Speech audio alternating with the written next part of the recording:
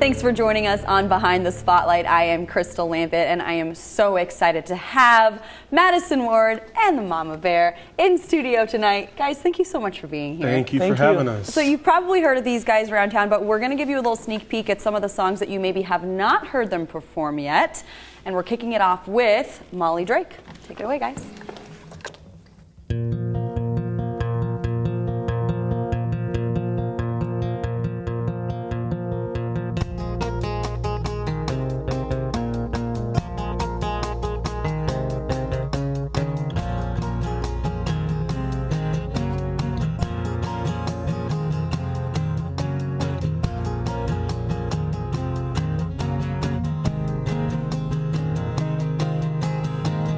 I've been listening to records of the dead men spill.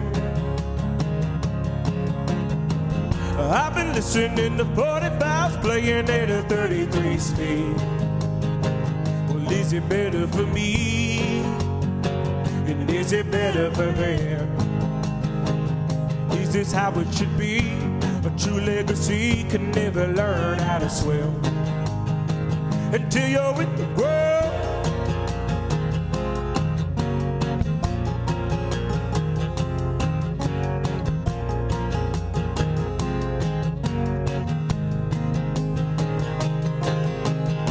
Well, Molly Drake raising Nikki in the kitchen of her home. It sounds like a legend giving birth and raising up a legend of her own. Well, is it better for her? And is it better for him? To live in a world that's all you heard and never cared where you've been until you went away.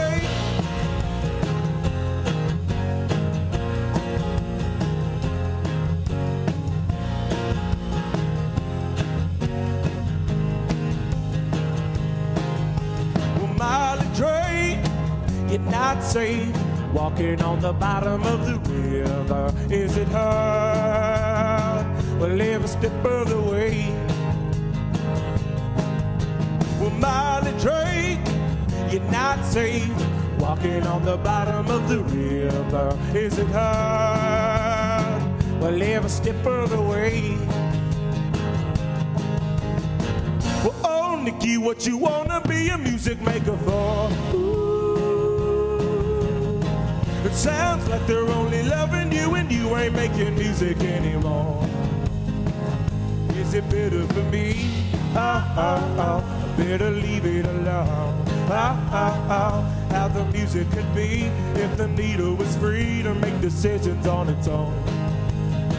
They wanna shoot you down. They wanna shoot you down. Is this how it should be? A true legacy can never learn how to swim until you're in the ground. And that was Molly Drake by Madisen Ward and the Mama Bear. And I gotta ask, you know, I know you do most of the songwriting. Who's Molly Drake? This is really random, this song, but it's Nick Drake is a musician who I love, inspired by, and Molly Drake was his mother, who played, she was a just beautiful singer, and Nick Drake is someone who, even though a lot of people are aware of him, he, you know, he committed suicide before everyone was really able to figure out who he was or discover that he was a genius with the music that he made. And so the song is kind of from that aspect of his mother, but it's also from the aspect, it's all about like these legends who don't become legends until they pass away. So that's kind of what that song's about, yeah. That does make more sense, because I was kind of listening to the lyrics like, who is this mysterious person? Right. And it makes, it sounds almost like I could sense this feeling of loss, but I didn't know the background story. Yeah. And did you know Molly Drake? Did you know kind of the context of where this story came from? I did. That's amazing. So tell me a little bit more about the writing process, because I know that you really collaborate and make it your own, and his writing evolves into a song. Does Madisen ever write something that you kind of then re-experience? Like, I remember going through that in my 20s, or does that ever happen with you guys? A little bit, I think. But, you know, we have a song that's going to be on the new record, and it's called Oh, my brain went. Which one that you wrote about my family. Oh yeah, Family Treason. I wrote that Family about. Treason, yeah. And that was about my story. And it's really incredible to have your son write a song about your story, you know, growing up. How did you feel about him capturing that? It was great. It was, I couldn't believe he captured it. He did a great job. How did that work for you? I mean, are you just basing this off of your observations? Usually never, which is interesting because Molly Drake is one of the few songs that is kind of in a deeper theme, and that's one of the few. So I'm actually, I've never been asked what that song is about, and I thought to myself, wow, I sound like a songwriter, like an actual songwriter. You are. But usually the stuff that I write comes from just a fictional place or more of like capturing like a mood or just a story that I like to write because I like. Family Treason came from me though. Exactly, and that's one of the few ones that comes from a real story that's about her growing up and leaving home real young, but usually it's never that personal. It's not always that cut and dry. It sounds like there's definitely a lot more creativity involved. Well, thank you guys so much for sharing more about your background. We will be right back after this. Don't go anywhere.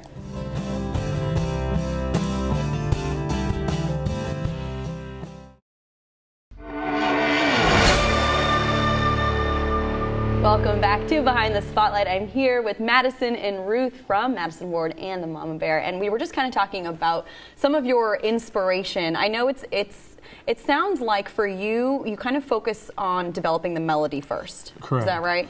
Yeah, it's really like I'm a melody person. I like melodies that are timeless, and that's the first thing I hear whenever I'm listening to any musician or band that I love. It's sometimes I don't hear the lyrics until years later, and I'm like, oh, yeah, that's what that guy was talking about, you know. But it's the melody that grabs me, and so I love to focus on that whenever it comes to our music. It just has to be like a little something that they can whistle home in the car or something like that, you know. Sounds like something that you grasp onto. Yeah. What were you playing for him when he was growing up? Oh, we listened to a lot of eclectic type music, a lot of folk. We listened to R&B. We listened to just Crosby, Stills and Nash and Young and things like that. So, and we exposed him to Tom Waits, and a lot of people out of that Laurel Canyon era. Yeah, do you remember this? Like, do you remember hearing this in your household? Yeah, definitely. Joni Mitchell. Yeah, I remember all of it, but I didn't love it whenever I was younger, though. I didn't like it until later, like about when I'm like graduating high school almost, and you go back and you hear all these different artists, and you're like, wow, this was, you know, this. I think I always maybe loved it inherently. I don't know, because once you start playing music for yourself, you find yourself delving into all the stuff that your parents ever played for you. It's not uncool, the stuff that you know. Well, I think you're less concerned about coolness, so there is sort of a latent interest and appreciation for those really timeless artists. Exactly. Which I hear a lot in your guys' sound, which I think is so neat that you guys can collaborate that way. Okay, so I do want to get into, because I'm hearing some funny stories about you guys, and I want to make sure we get to them. No. But the first one I have to ask about, because I'm sure you've had some adventures on the road together. You've done quite a bit of traveling. Tell me about heckling Kanye. This is a Ruth story. This is a Ruth story. You want to tell? Well, no, you can tell my little story. It's a weird bird story. Okay, I've told this story before, but I really love telling this story. So this is, we were at this Google conference in Phoenix, Arizona, and all these different people were being interviewed for this big conference, and we're all in this small room, this white room, and you could hear a pin drop in this room, and Morgan Spurlock, the guy who did Super Size Me, he's interviewing everyone. We do our interview, we do a little performance, we're done. Kanye's at the end, he brings his own interviewer. Yeah, he's not going to go with everybody. He's going to have his own thing. Yeah, interesting. They told us, they said, this is our last guest for today, but I promise you it will be the most interesting. And I was like, all right. Did you know it was going to be Kanye? I did know it was going to be Kanye, yeah. And he comes out and he's talking for a while, and they ask him, do you think Michael Jackson is the best performer of all time? And Kanye goes, and my mom just very quietly, I mean, well, she did this loudly, but the room was so quiet. She goes, so I hear my mom do that, and I immediately go, huh? And I'm like, oh, wow, people can... MC Hammer is on her right, by the way. Yeah, he was. That was random. And then a little more time passes, very quiet, and my mom goes, you got to think about it, huh? And I was like, no. Do you think he heard you? He might have, because he was staring right at me, and my mom leans in and is like, why is he looking at you? I said, you tell me. I messed up. No, I loved it, though. I mean, that's like the coolest thing. But the important question is, did you make Kanye smile? No, he wasn't smiling. Kanye hasn't smiled in 7 years. No. I know. But how amazing would that be for Ruth to be the woman who finally makes him break his... Kanye was too cool. He was too cool. He's always been too cool. Yeah, too cool. He's too cool. He had to have his own interviewer and everybody. I was just amazed. I thought, oh. Yeah. Anyway, the room was so small too. It's just everybody had to hear it. And to be fair, I think there's also some, I don't want to say entitlement, but I think with age comes wisdom, and you're also allowed to kind of say whatever you want. Yeah. I mean, no one's gonna look at Ruth over here and be like, oh, I should say something to her. Besides I'll you, say it. family. But I mean, I would be respecting. You know. Whenever we're on the road and we're with the bandmates and the tour manager, like they know to just. Whatever you say, they're not going to smile and nod. Yeah, I'll be like, "Come on, guys," and they're like, "We're not teaming up with you." Oh, yeah. But that's her and I. We bicker all the time. Mother son. Yeah, it's a different dynamic. Yeah, it is. It absolutely is. Definitely. And I know that you first kind of got one of your first tastes of the big bright lights on one of David Letterman's last shows, which was pretty amazing. And congratulations, by the way. Thank you. Tell me about what happened after the Letterman show. Well, whenever we were done performing, he walks over to us in that video. He walks over, and I say in that video, but we were there. I think she's talking about it was an out-of-body experience. Oh yeah, well this was exactly. They were gonna drag you off to jail. That's right. We were after the show. We get into an Uber and we drive for a little while. And there's like a turn that you can't make, an illegal turn for some reason. Construction. You're in an Uber, you said. We're in an Uber. Yeah. And a policeman was behind the Uber driver, and he was saying, I guess into his radio, don't make that turn. And he made it. And the Uber driver didn't really know what was happening, and he just starts making the turn anyway. And so he makes it, and then sure enough, they turn on the lights, and we have to pull over, and we're just coming off this Letterman high. Right. And the cops get out, and everyone roll down the windows, and we're like, it's real mean. Really? It was crazy. And he goes up to the Uber driver and says, he said, why did you make that turn when I told you not to? And the Uber driver doesn't speak very good English, but he starts pointing to the rest of us in the car. And I'm thinking, oh no, we're all going to jail. He's going to pin this on you, yeah. And they said, so the reason you made that turn when I told you not to was because of everybody in your car? And he just goes, no. That was all he did. It was just, no. It's like, I tried. Defeated. Are you guys going to corroborate? No? All right, no. But it didn't work. Maybe he was trying to be like, I got Madisen Ward and the Mama Bear in this car. Don't you know who these people are? Yeah, that's what it was. Yeah, look, we're going to tell ourselves that. He's like, I just got them off of Letterman. No, he didn't know where he picked us up from. But nobody went to jail. No one went to jail. My daughter was with us, and she was scared. Like, I can't believe I'm going to jail in New York. Yeah. Like, right after Madisen Ward and the Mama Bear, Letterman, and now they're in jail. Yeah. Did they actually write him a ticket? Did you guys get away with it? I think they wrote him a ticket. Yeah. It was. Man. It made for a fun night. So in a few years, you guys can pull the Madisen Ward and the Mama Bear card, maybe. Maybe then you can be like, I'm famous, so we get out of it. We don't roll like that. If I get pulled over, I'm sure you don't. We're taking our licks. But one day, if somebody recognizes you, I mean. Well, if we can get a free meal out of the deal, great. Well, you said a free meal. She's talking about a free meal ticket and not going to jail. You get a meal in jail? Yeah, get a free meal. He's like, can we get a free meal? You'll get your meal in jail. Let's make this way. That's great.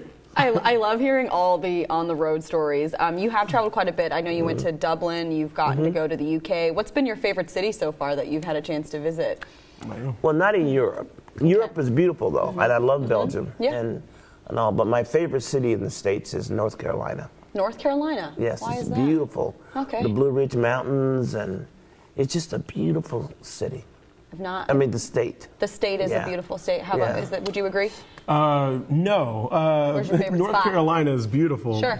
It's really beautiful. But I think we went to... I don't think you have a spot. I don't have a spot. You don't have a spot. I got a spot. Got some spots you don't know about. Oh. No. We went Things to. you don't know about, Mom. Yeah, I know, right? Mom could care less about those spots. No, I think we went to Scotland, and that was a really cool. That was a beautiful place, and I had never seen anything like that. And so much stuff that's. It was pretty. Everything's so old over in Europe. You know, buildings and structures. There's a lot of history there. Yeah, and Lots of history. It's really hard to not appreciate that when you go. It's really, breathtaking. So. And while you were traveling at one point, lots of flights, was there a moment where you actually had to perform on an airplane? Yeah. Tell us a little bit more about that. that. What happened was we had this long flight home. Yeah. And I thought, I'm up at... And home is still Kansas City, is that correct? Yeah, Independence. We're still based in Kansas City, okay. Yeah. And I thought, well, maybe I'll just practice my guitar. So my husband said, I don't think you can do that on this plane. We're coming back from Manchester. This was wow. That's a legit, that's a probably, 8-hour flight? Yeah, exactly. Right. And he said, I don't think you could do that. And I said, well, let me ask the stewardess. So we asked the stewardess, and they said, you can't practice up here among everybody, but you can go to the back. So I thought, that's even better. Go to the back. Their back meant in the kitchen with them. Yeah. Nice. So I'm back there, and I'm playing and talking with them, and they say, well, where's your son? Get him back here to play. And then so they say, all right, well, yeah, go get him. Now, I don't sleep on flights, but this was my first time I ever fell asleep like on an airplane. And so I just nodded off, and I felt great. And I just feel this tap she ruined on my it for shoulder, you. and I'm like, and it's one of the stewardess. And she tells me, yeah, your mom's in the back. She wants to play with you. She wants to play music. I was like, wait, how does this? Are you allowed to wake people up? He told him no, and then they came back and they said, your mom said no. Your son said no. And they came back up to me again. They came back up again. She really wants you to play.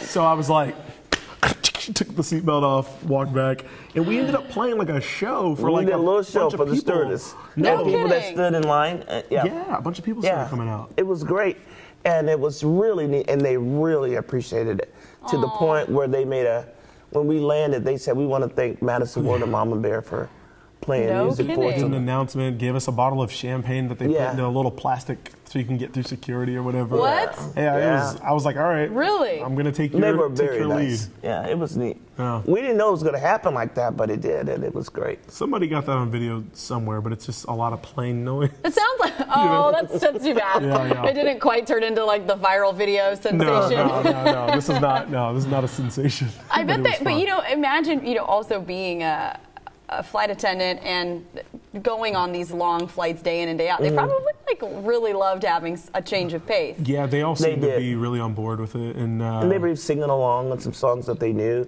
because I did some covers for them, and they were singing along, so they were all into it. I bet you people thought, 30,000 feet. Where's my wine? Oh yeah. Oh my God, I love it. But it was all right, neat. last question before we get to your guys' last song, because you are a mother-son duo, and it's kind of like a family business. Do you have any tips for other people who maybe run kind of a family business? How to keep it going smooth? I don't know. I guess it's just not take yourself too serious. Yeah. And realize that it's not the end of the world, and even when you have a problem, you can get over them, and just really keep going. Just keep going. And also just be honest with each other. With us playing out in it's we sometimes forget that it's almost not looked at as a family business, because we're just like business partners. So I don't know if our advice works for like a father and son owning a pizzeria or something. Right. But just being really honest and having respect and enjoying the ride. Yeah. Be honest. Have a sense of humor. Oh yeah, enjoy each you do other. a lot of Family that. first, right? Exactly. Well, thank you guys so much. We'll be right back after this.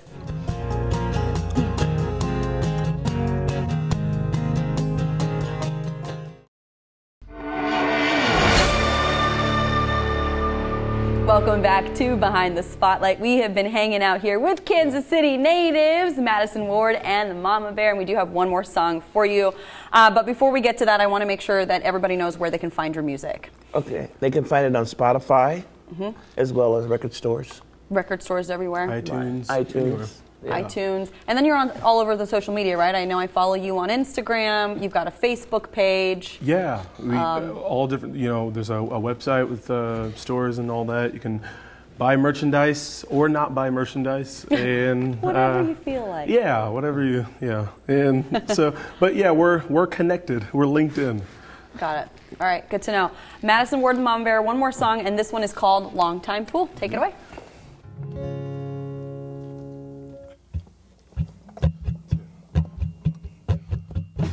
I've got a secret, everybody's got them. I tell them softly, though I wanna shout. If I ain't guilty, then we got a problem. No forgiveness, take me to the south, 'cause Teddy was a long time fool. Oh, let me go one way, oh, let me go, throw me in the chains. Oh, let me go one way, oh, let me go, nothing gonna change, 'cause Teddy was a long time fool. You got a secret, everybody needs it, so let me keep it, I don't need parole. I got mine, you got yours, we got ours. Let the record show that Teddy was a long time fool. Oh, let me go one way, oh, let me go, throw me in the chains. Oh, let me go one way, oh, let me go, nothing gonna change.